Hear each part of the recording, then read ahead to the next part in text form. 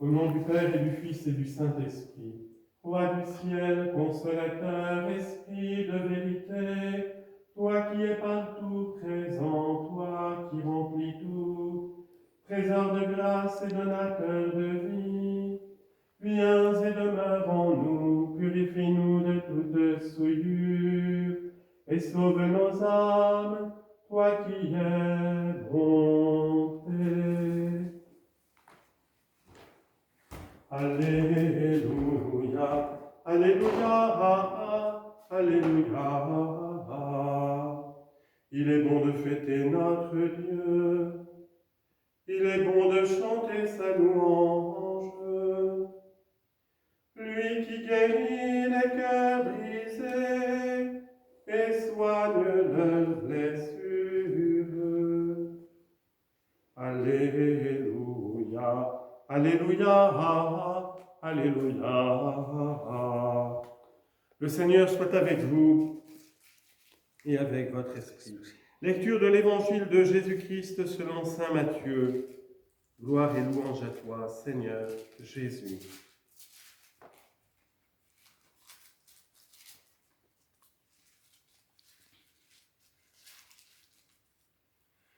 Jésus monta en barque, traversa le lac et alla dans sa ville de Capharnaüm. Et voilà qu'on lui apportait un paralysé couché sur une civière. Voyant leur foi, Jésus dit au paralysé: Confiance, mon fils, tes péchés sont pardonnés. Or, quelques scribes se disaient: cet homme blasphème.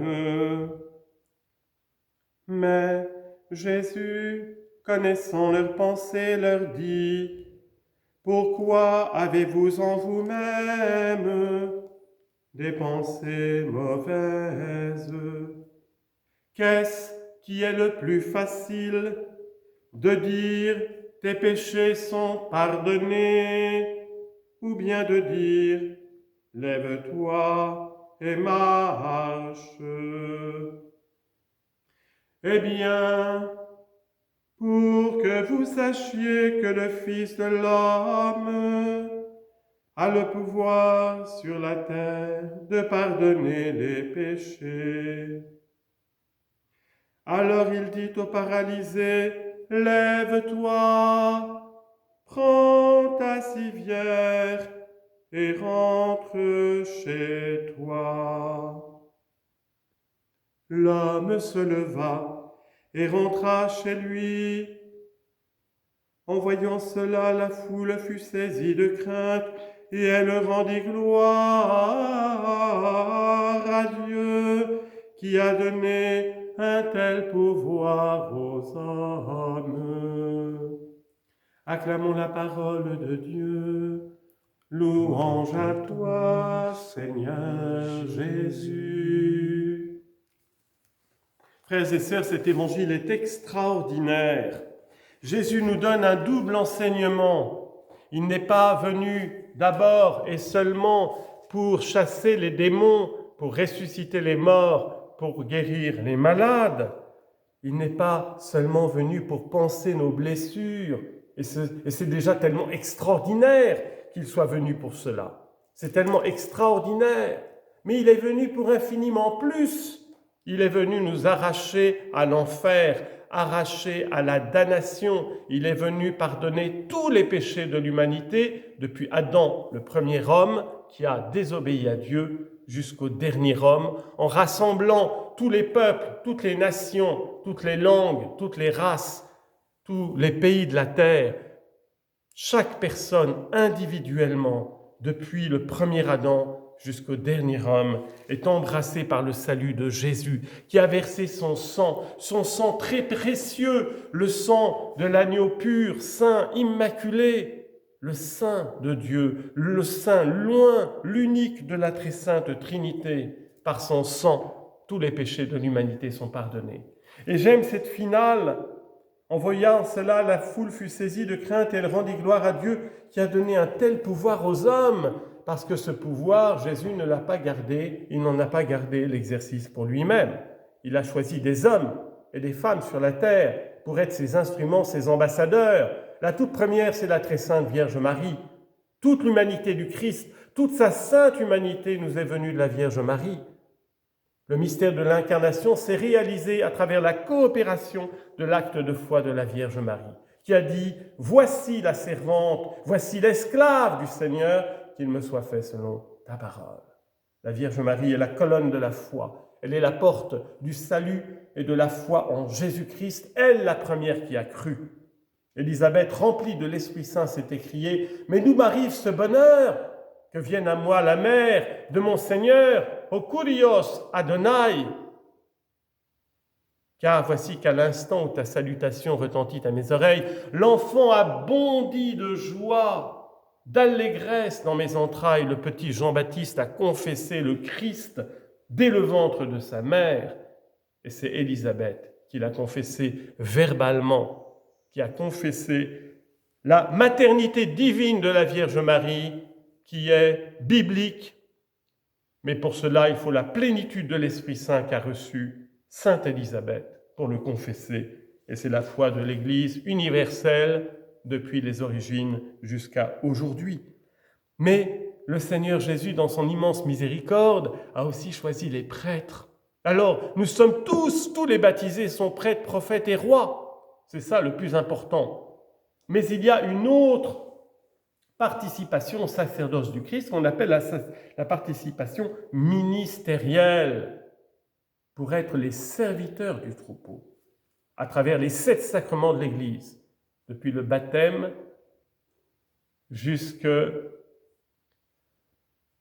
depuis donc le baptême, la confirmation, la très sainte Eucharistie, le sommet et le cœur de toute la vie sacramentelle de l'Église.